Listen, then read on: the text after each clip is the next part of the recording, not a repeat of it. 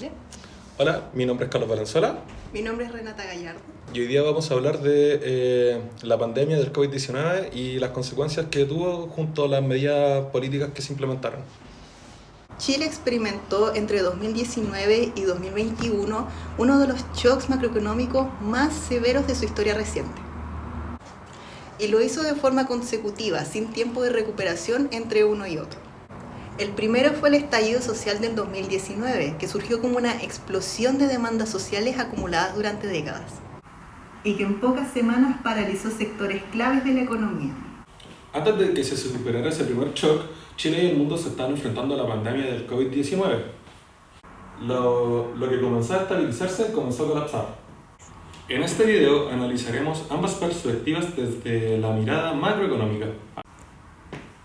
¿Cómo se comportaron la inflación, el PIB, el desempleo y qué medidas se implementaron? Vamos a aprender qué lecciones nos dejó ese periodo de tiempo.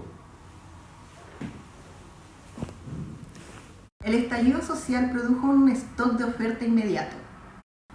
Las protestas, los daños a la infraestructura y la incertidumbre llevaron a que el PIB, que había crecido un 3,3 en el tercer trimestre, cayera un 2,1 en el cuarto trimestre del 2019. Para el año completo el crecimiento solo fue de un 0,9%, muy por debajo del potencial histórico de nuestro país. Laboral, el impacto fue directo en la tasa del desempleo. La tasa del desempleo en ese tiempo se encontraba en el 7% hasta el 2019.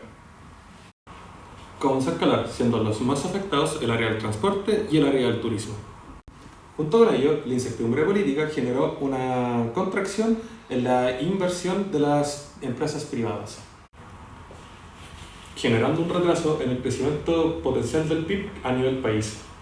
Con la llegada de la pandemia en marzo de 2020, Chile ya enfrentaba su segundo stock en menos de 6 meses. La diferencia con el estallido es que el COVID-19 produjo simultáneamente un stock de oferta, al interrumpir cadenas productivas globales y locales, y un stock de demanda, al obligar al confinamiento masivo de la población. El resultado fue catastrófico en términos de actividad económica. El PIB real de Chile se contrajo un 5,8% en esos años en el 2020. La mayor caída desde la crisis desde 1982. En el mercado laboral, la tasa de desempleo superó los 2 dígitos, llegando a un pico cercano al 11% del trimestre móvil de mayo-julio del año 2020. Siendo así que miles de empleos informales desaparecieron, simplemente dejaron de existir. El gobierno respondió con una de las expansiones fiscales más agresivas de la historia de Chile. Se creó un fondo de emergencia de aproximadamente 11.750 millones de dólares, equivalentes al 5% del PIB. Incluyeron bonos de emergencia, subsidios de contratación y el denominado Ingreso Familiar de Emergencia, IFE, que en su versión universal del 2021 llegó a ser el programa de transferencias directas más grande que Chile haya implementado.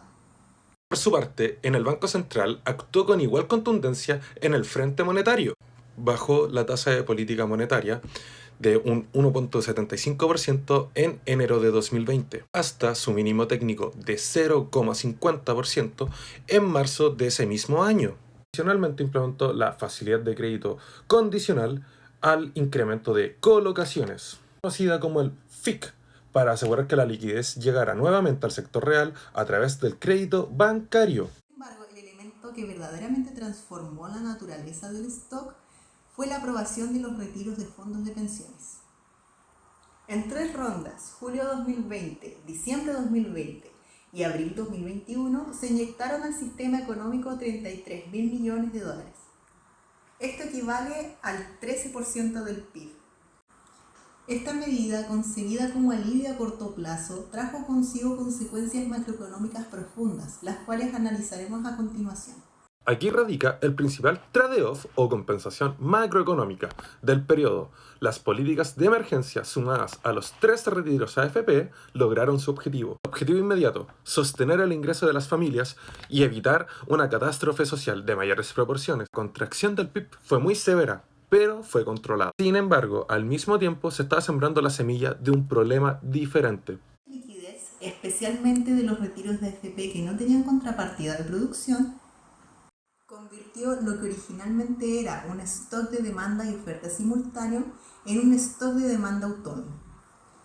Las familias tenían dinero para gastar en un momento en que la oferta de bienes aún estaba restringida.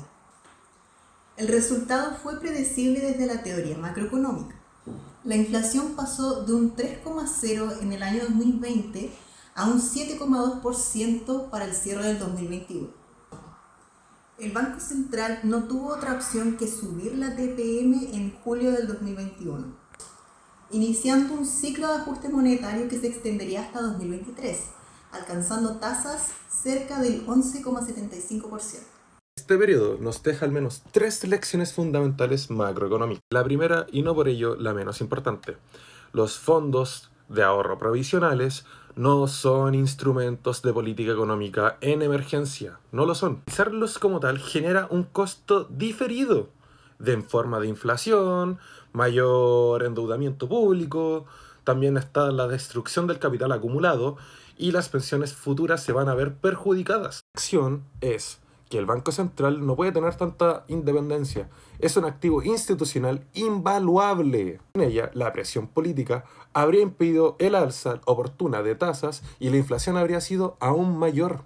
La tercera lección es la necesidad de coordinación macroeconómica entre las políticas fiscal y monetaria. Cuando ambas apuntan a una misma dirección expansiva, como en 2020 y 2021, el resultado puede ser una presión inflacionaria que luego puede requerir un ajuste costoso y brusco. Chile demostró tener instituciones robustas para navegar la crisis.